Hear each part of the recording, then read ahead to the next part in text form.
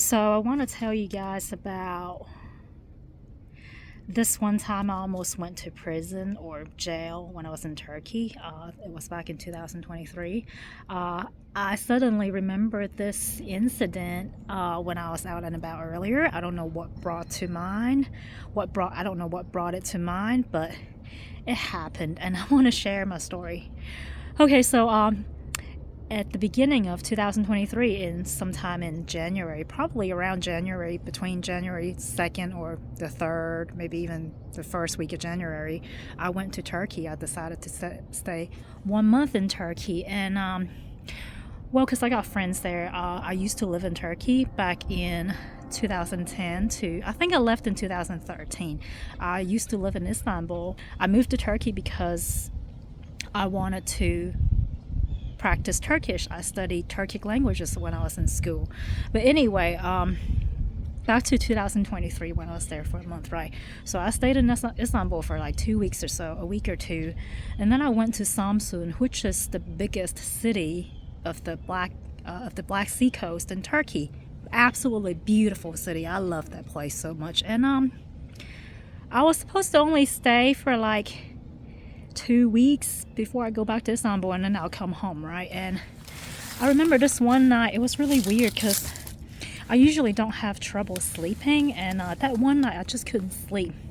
And I remember I just laid around in bed and just kept tossing and turning and couldn't sleep. And I eventually fell asleep, right? I probably didn't fall asleep until probably like around 3 or 4 a.m. Eventually I fell asleep, and the next morning when I woke up, that was the morning that I was supposed to take a flight back to Istanbul. And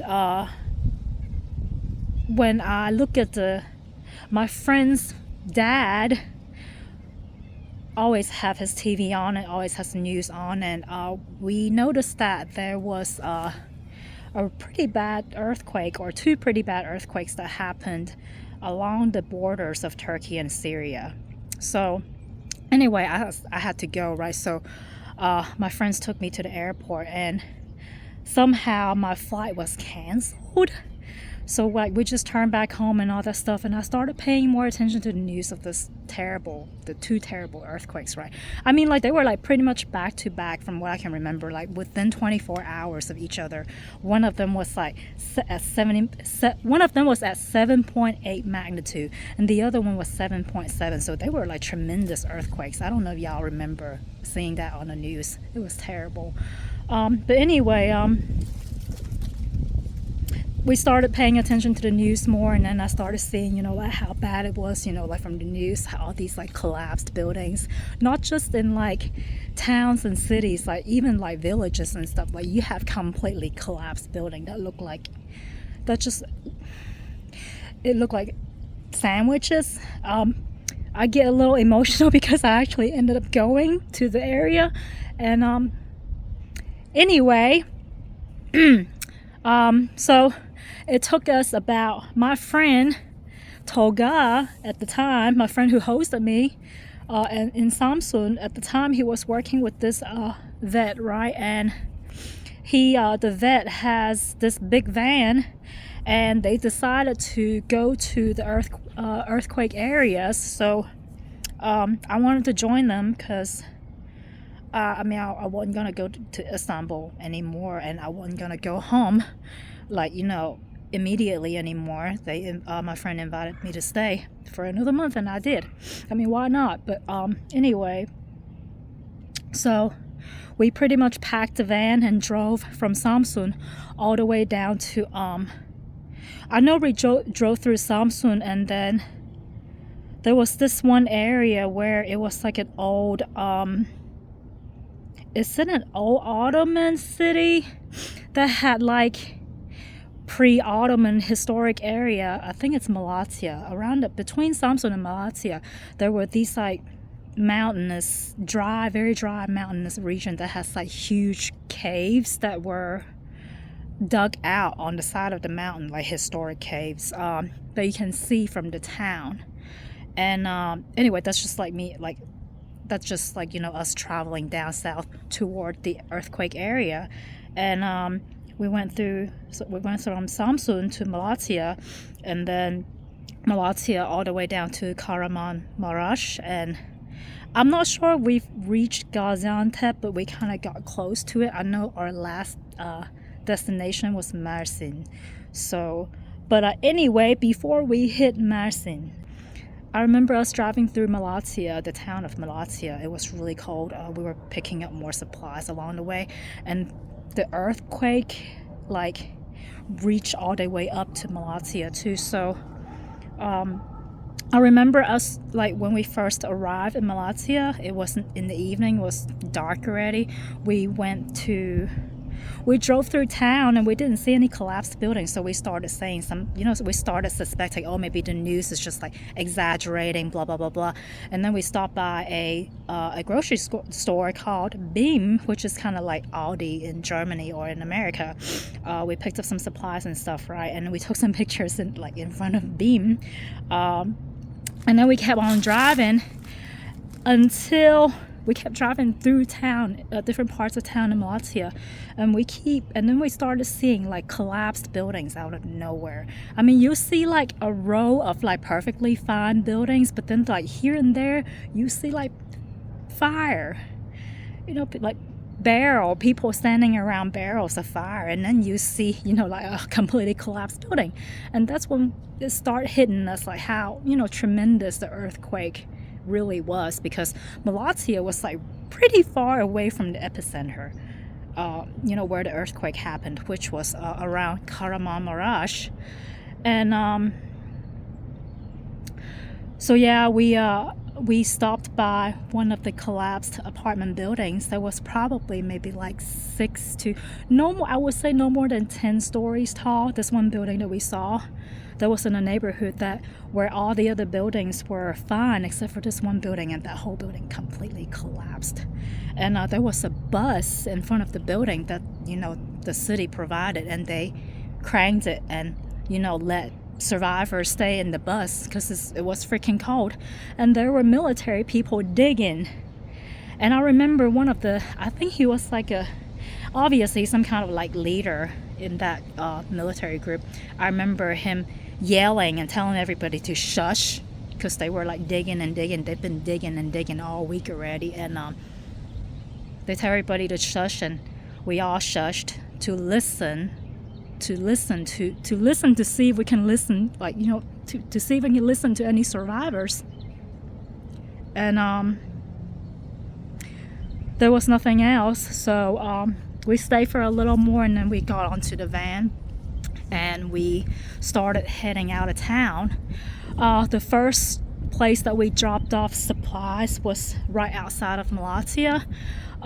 My friend's friend, the vet, apparently knows someone in the area. That's why they called them, and they came to the spot that's outside of town to pick up the supply. And we had to spend the night, right? Because we got tired. We couldn't keep driving anymore.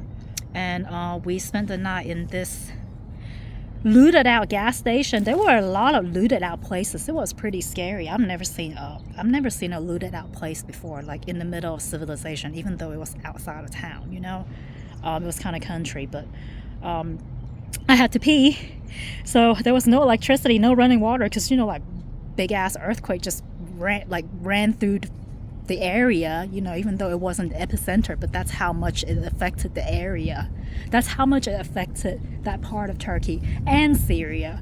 And I remember walking into this tiny little gas station, with the door busted, everything busted open, like there wasn't nothing else left on the shelves. And I had to walk through all this like emptiness, and there was like a little bit of like stuff left on the shelves, and there was no electricity, so I held up my phone with my like light and stuff, and I had to walk to the back of this little building and use one of those bathrooms. I swear I should have taken a picture or a video or something, because it was like it looked like a zombie apocalypse. But anyway, I had to pee, so I didn't give a fuck. I just peed anyway, and I came back out. My friend was waiting for me, right, just to make sure I'm okay. That was scary. But anyway, we came back out, and then the rest of the boys, I went with 3 men, okay? I was the only female. I was fine, obviously. These people are trustworthy people. But we came back out So the vet just let the car run, and we spent the night there. I remember checking the temperature that night. It was like, before I went to sleep, it was like -16, not Fahrenheit but Celsius, so it was pretty fucking cold. And I remember all the dudes like kind of tossed me their jackets and stuff, so I get to stay warm in the back. It was a pretty big van, like, so I had like a whole, like, I had the back all to myself, so I slept safe and sound and warm. I don't know about them. The car was running all night, but it was fine for me. But anyway, we woke up the next morning and we kept driving down south towards Kahramanmaraş, and as we approach, you know, the epicenter, we kept seeing more and more like completely collapsed buildings, like in villages and stuff. Like, we've seen villages that were pretty much completely wiped out. I mean, from what we can see from, you know, the roads and stuff, and a lot of the roads were buckled, like from the earthquake. And I remember seeing I mean, I didn't get to see the workers installing these like metal posts, but they installed, I guess they quickly installed metal posts to mark the places where the road buckled, and there were parts of the road that there wasn't no more road left, but they have, you know,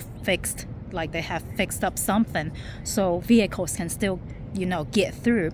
And there were a lot of trucks that were heading towards, you know, the epicenter and coming out of the epicenter. And you know that these trucks were there to help, because they'll have like these signs on the front of the truck that says, you know, oh, we're from this part of Turkey, or we're from like Istanbul, or we're from Samsun, blah blah blah, to come help, whatever. So that's how you know there was a shit ton of people that were coming from different parts of Turkey to go help, to drop off like tremendous amount of like food, water, clothing, whatever, like a bunch of stuff. Okay. What we brought was that, I remember we brought like, I think it was like a big thing of onion. Like, we packed that van full. Like, we have like obviously a lot of food. We have like, you know, some like winter clothing item. We had a generator. We had a cement cutter. It's just, you know, stuff that we, you know, we just kind of purchased. Like, we threw money together and purchased. I mean, I didn't help purchase the cement cutter or the generator, but, you know, I bought like food and like some clothing item, like, you know, winter stuff, that way people don't fucking freeze to death, right? But anyway, shit kind of hit the fan for me when we drove through, I think it was Kahramanmaraş, or like very close to the area, when I saw a shit ton of buildings in the middle of the city or town that we were in that were completely collapsed. There were some buildings, actually there was this one building that didn't collapse, but I guess the foundation of the building collapsed, with the building just kind of like, the building didn't collapse, but it kind of like tipped over. And I took a picture and possibly some videos of it too, so hopefully I can find those again. But we kept seeing stuff like that, and there were like a lot of bulldozers already, because it's already been like about a week since it happened. And that tells you how tremendous those two earthquakes were. And I remember seeing people crying on the streets. And then we started crying too with them, you know, because it was so sad. You know, there were places there where we couldn't like really get through immediately because there was so much traffic, because, you know, these buildings completely collapsed into the road and stuff. And we were just driving around trying to find a spot to park so we could see if we could like help out. The reason why my friend Toga wanted to help is because like he's bilingual. He's a polyglot. He speaks English, Turkish, and Mandarin Chinese. And I mean, I speak the same languages too, plus Cantonese. So we figured that we could help. The city that we stopped at was, I can't remember the name, but we stopped at like a municipal building, right? I took a picture of it. I'll show y'all. And so we went to the municipal building. Went into the building, and I remember seeing like cracks like inside the building. I don't think I took any pictures of the inside of the building, because the building, the inside, both the inside and the outside of the building was completely packed full of like volunteers, like both Turkish and foreign. Like, you've seen, like, oh my god, there were so many different foreigners there trying to help. But wow. But that's crazy. I'm like getting this emotional thinking about this what I've seen. And I remember like we registered to try to like help and stuff, and everything was like so chaotic. They got our numbers down, they took our numbers down, and we decided to step outside the building because it was so fucking packed. And there were like big white tents of I think it wasn't the Red Cross, because Red Cross is like a Western thing, right? Like in America we have like Red Cross, but in Turkey and Islamic countries, Muslim countries, they have something called the Red Crescent. It functions the same as the Red Cross. So they had tents up, and they were like cooking these like big ass pots of food, right? And like we got food from them, and we just kind of like, we were so freaking tired. I remember that like we waited to see if they will contact us to see if they needed us, but we were never really contacted. So eventually we just kind of left, and on our way out of that area we kept seeing more and more, like collapsed buildings, collapsed villages, completely destroyed places and stuff. And I'm trying to think, what else did we see? Fortunately I didn't see like I didn't see any I didn't see anything that's too horrid. I remember I had to wear a mask because it was so the air was thick with like debris and stuff around Kahramanmaraş, the area where we stopped at the municipality. But anyway, eventually we left the area, and we left the earthquake area after we dropped off everything that we've brought to those areas, right? And we had to drive back, and so far from where we started in Samsun, which is the Black Sea region, all the way down south, it has been just the vet that's been driving. And eventually the vet started falling asleep at the wheel, right? Like literally like nodding off. So we had to pull over, and the second person that has the most driving experience was me. So I took the wheel, right? Even though hey, I have a driver's license in America. I can drive well. I don't care. But we didn't have a choice. So like I ended up driving, and I was fine. I just drove, and the boys, I keep calling them boys, the men, the three men that were with me, the friends that were with me, they just kind of like, oh yeah, she's driving. And they were kind of like navigating, but without without bossing me around, if you understand what I'm saying. But anyway, we kept driving, and I think as we were approaching Mersin, I don't know how far we were. Oh, actually, before we hit Mersin, I remember like we hit this one spot where it was just it was just covered in white snow, and we were kind of coming down from this mountain, right? And it was like a white salt lake. It was so fucking beautiful. And I think I remember telling my friend, hey, can you record this? This is just beautiful. I'm driving. I don't have, I can't record shit. But I think he did. I'm gonna dig through my stuff and see if I could have it, if I could find it, right? But anyway, we drove through that, and I drove through that, and as we were approaching Mersin, we were still on the outskirts. There were like villages and stuff. There was a checkpoint that I was approaching. I was like this, as soon as I saw that checkpoint with these like military police looking vehicle. They're not military police. They're like gendarmerie.